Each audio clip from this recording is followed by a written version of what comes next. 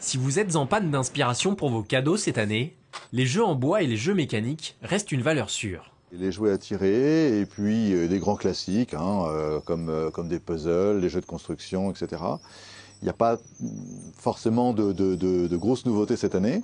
Dans ce magasin de Maurepas, depuis quelques jours, les parents s'occupent déjà de la liste de leurs enfants.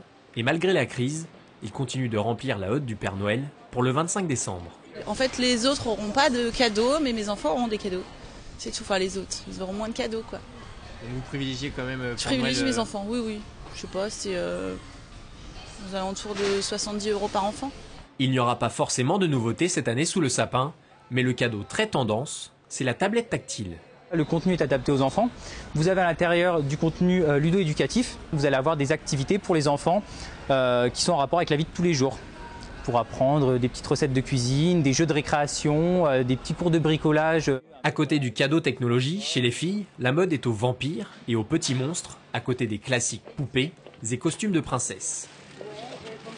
Chez les garçons, les éternels jeux de construction restent dans le top des ventes, mais les toupies devraient être encore nombreuses sur les listes. Un produit populaire qui est déjà en rupture de stock.